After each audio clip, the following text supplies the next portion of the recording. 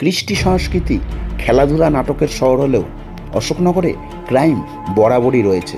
তবে সাম্প্রতিককালে যেভাবে ক্রাইম ডিটেকশনে সিদ্ধহস্ত হয়েছেন অশোকনগর থানার চিন্তামণি নস্কর, লোকমুখে এই চিন্তামণি এখন যেন অশোকনগরের চিন্তাহরণ।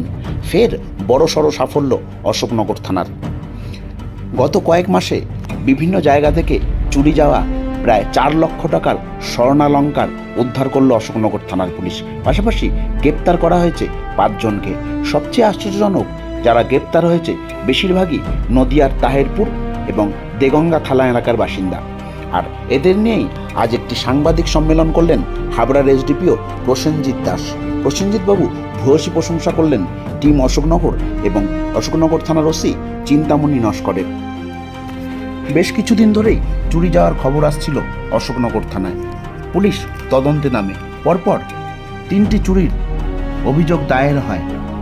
তার মধ্যে গুমার ছোট বামুনিয়াতে একটি বাড়ি থেকেই কয়েক লক্ষ টাকার স্বর্ণালঙ্কার চুরি গিয়েছিল। কখনো বন্ধ বাড়ির দরজা ভেঙে, কখনো রাস্তায় ভদ্রমহিলার গলা থেকে টেনে নিয়ে চেন পালাচ্ছিল এই দুষ্কৃতীরা। বেশিরভাগই তাহেরপুর এলাকার কুখ্যাত দুষ্কৃতী অমিত সুফল ঘোষ সহ একাধিক ব্যক্তি যুক্ত ছিল। অশোকনগরেরও এক দুষ্কৃতী যুক্ত ছিল। সকলকেই গ্রেপ্তার করেছে অশোকনগর থানার পুলিশ।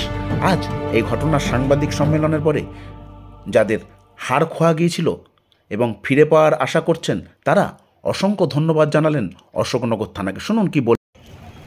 আর হাবড়া নয়, আপনার বাড়ির পাশেই অশোকনগর বিজয় ফার্মেসি মোড়ে সোফা, বিভিন্ন রকম কম্বল, বালিশ এবং হরেক রকম পর্দা নিয়ে হাজির হয়েছে আজমির বেডিং স্টোর্স। আর ভাবতে হবে না পর্দা নিয়ে। হরেক রকমের পর্দা সুলভ মূল্যে পেতে হলে আজই চলে আসুন অশোকনগর বিজয় ফার্মেসি মোড়ে আজমের বেডিং স্টোর্স। এখানে দক্ষ শ্রমিক দ্বারা তৈরি করা হয় সোফা। চলে আসুন আজই। জুন মাসের 5 তারিখে আমার মেয়ে অসুস্থ ছিল, নিয়ে আমি নার্সিংহোমে ভর্তি ছিলাম। তো ভর্তি হয়েছি আমি 4 তারিখে। আর 5 তারিখ রাত্রেবেলা 12টা-1টার দিকে আমি ছিলাম নার্সিংহোমে, বাড়িতে লোকজন ছিল। আমার ঘরের লকার থেকে প্রায় 12 লক্ষ টাকার মতো সোনা চুরি হয়েছে, প্লাস কিছু ক্যাশ ছিল সেটাও চুরি হয়েছে। কি করে ঢুকলো? দরজা ভেঙে? না, উপরে সিঁড়ির উপর থেকে একটুখানি ফাঁকা মতো ছিল সেই জায়গায়। কোথায় বাড়ি আপনার? আমার বাড়ি ছোট বামুনিয়া, গুমা ছোট বামুনিয়াতে। গুমা ছোট বামুনিয়া। বাড়িতে কেউ ছিল না? ছিল, আমার শ্বশুর ছিল। টের পাইনি কেউ কিছু? না। আচ্ছা, পাশের রুমেই আমার শাশুড়ি। ভেবেছিলেন যে এগুলো আবার ফেরত পাবেন? ভেবেছিলাম না, তবে আশা ছিল পুলিশের উপর নিশ্চয়ই রিকভারি হবে কিছু।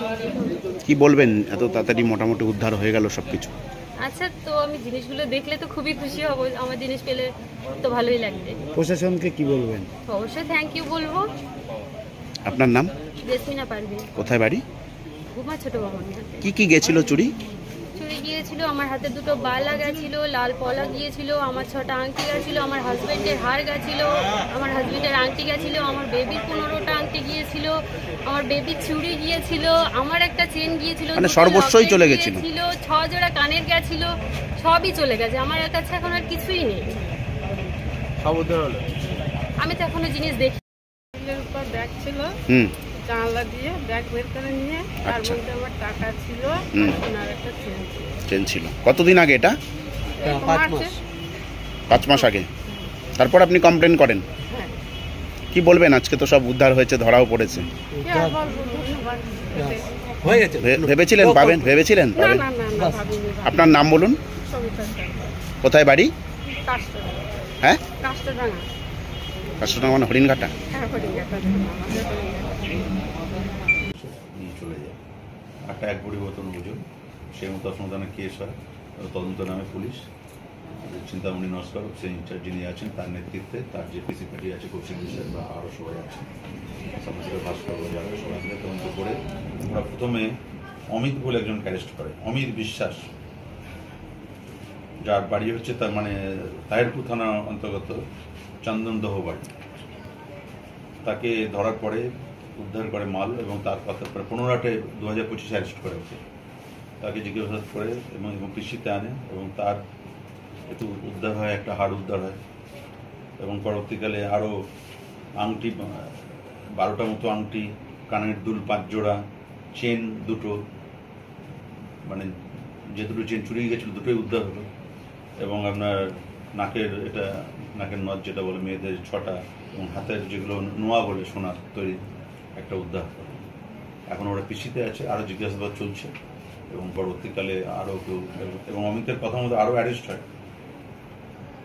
এখানে আশরাফুল মণ্ডল বলে একজন অ্যারেস্ট হয়, সুফল ঘোষ অ্যারেস্ট হয়, নাজিমুল মণ্ডল দেগঙ্গায় বাড়ি, আবেদ আলী মণ্ডল দেগঙ্গায় বাড়ি, এদের সব অ্যারেস্ট হয়। এদের থেকে সব মাল চুরি যাওয়া মাল সব উদ্ধার করেছে।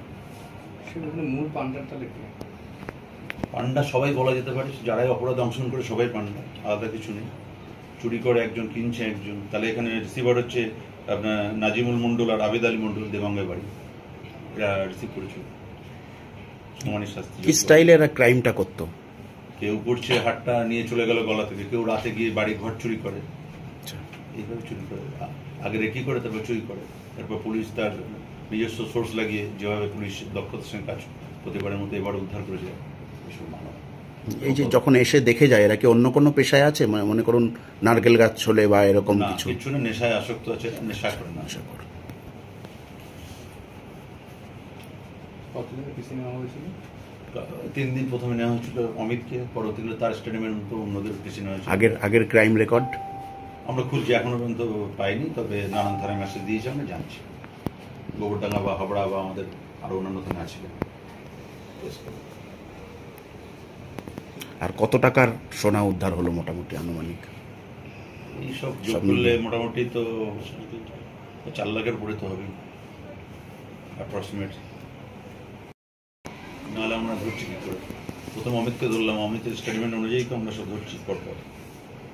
আশরাফুলকে ধরলাম, সুফলকে ধরা হচ্ছে না। এদের বাড়ি কোথায়? আশরাফুল, সুফল? আশরাফুলের বাড়ি হচ্ছে বালিশা, উত্তরপাড়া, হসনগর থানা অন্তর্গত। আর সুফল? সুফলের বাড়ি হচ্ছে চন্দনদহ, তাইপুর। নাজিমুল মণ্ডলের বাড়ি হচ্ছে দেবালয়া, মানে কুচেমোড়া দেবালয়, যেটা হচ্ছে দেগঙ্গা থানা। দেগঙ্গা। এবং আবেদ আলী মণ্ডলের বাড়ি হচ্ছে কাউকেপাড়া, দেগঙ্গা থানা। দেগঙ্গা বেড়াচাপা।